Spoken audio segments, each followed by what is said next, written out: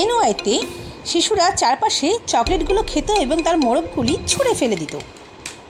একজন দোকানদার একটি স্কিম নিয়ে তাদের কাছে আসে। 3টি চকলেট র্যাপারগুলি ফিরিয়ে দিলে তারা তাদেরকে একটি করে চকলেট দেবে। শিশুরা চারপাশে মোড়ক ছুঁড়ে ফেলা বন্ধ করে এবং তাই সেই শপকিপারকে সেগুলো ফিরিয়ে দিতে শুরু করে দেয়। পিটারের 15 টাকা ছিল এবং একটি চকলেটের দাম ছিল 3 টাকা। তাহলে পিটার ওই টাকায় কতগুলি চকলেট পেতে পারে? ভালো করে বুদ্ধি করে বলো।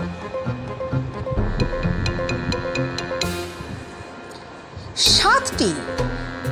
ব্যাপারটি তুমি ভালো করে বুঝে নাও যে 15 টাকায় যদি 5টি চকলেট পাওয়া যায় এবং চকলেট র্যাপারগুলি থেকে আরও একটি করে চকলেট, মানে আরও 3টি চকলেট, সেক্ষেত্রে হলো 7টি চকলেট।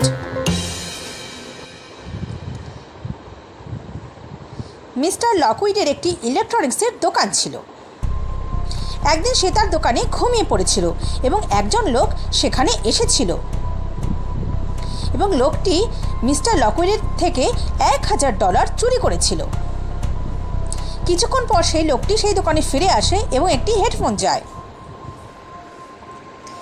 হেডফোনগুলির দাম ছিল 300 টাকা করে। তিনি লকউইডকে সেই চুরি করা 1000 টাকা ফিরিয়ে দিলেন এবং মিস্টার লকউইড তাকে 700 টাকা ফিরিয়ে দিল।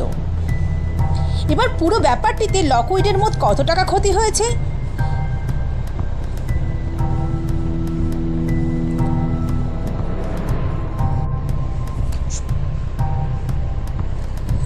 তার চুরি হওয়া 1000 টাকা ফিরে এসেছিল এবং হেডফোনটির দাম ছিল 300 টাকা।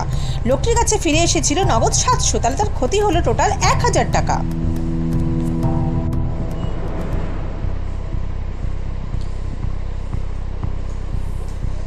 একটি ট্রেন স্টেশন থেকে ছাড়লো এবং সামনের দিকে এগিয়ে গেল। সামনের স্টেশন ওয়াইতে 19 জন যাত্রী ট্রেন থেকে নেমে গেলেন এবং 13 জন আরও ট্রেনে উঠে পড়ল।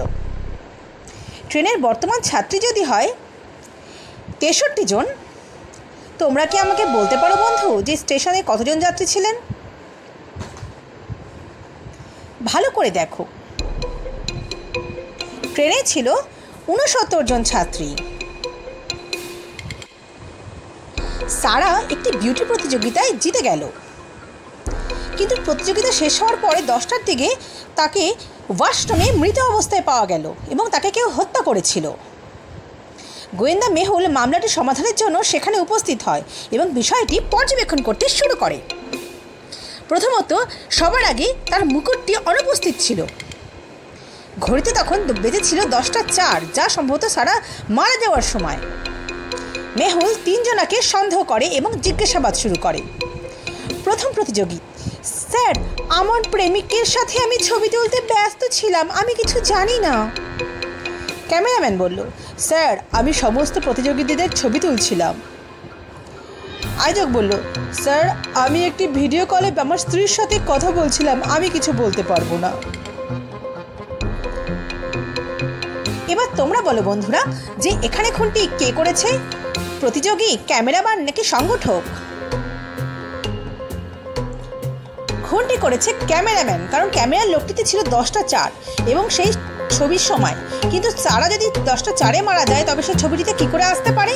এটি সে এডিট করে বসিয়েছিল টাইমটি। একজন প্রহরী বিদ্যালয়ের অধ্যক্ষের মৃতদেহ খুঁজে পেলেন এবং তৎক্ষণাৎ গোয়েন্দা মেহুলকে ডাকলেন। মেহুল 3 জনাকে জিজ্ঞাসাবাদ শুরু করেন। মেড বলে, স্যার, আমি লাইব্রেরিতে কাজ করছিলাম এবং আমি লাইব্রেরিতে একটি ক্যামেরা দেখতে পারেন, সিসিটিভি ক্যামেরা চেক করতে পারেন। শিক্ষক বলল, স্যার, আমি স্টাফ রুমে পরীক্ষাটাকে শিট চেক করছিলাম। আর সেকেন্ড শিক্ষক বললেন, স্যার, আমার চশমা ভেঙে গেছে, আমি নতুন চশমা পেতে বাজারে গিয়েছিলাম, এই দেখেন তার বিল। এবং অপরাধ দৃশ্যে সন্দেহভাজনকে বক্তব্য বিশ্লেষণ করার পরে তোমরা কি বন্ধু বলতে পারবে যে এই 3 জনের মধ্যে কে খুন করেছে? মেড, ফার্স্ট শিক্ষক নাকি সেকেন্ড শিক্ষক? হত্যাকারী হলো সেকেন্ড শিক্ষক। তার হাতে ভাঙা চশমা অধ্যক্ষের অফিসে পাওয়া গেছে।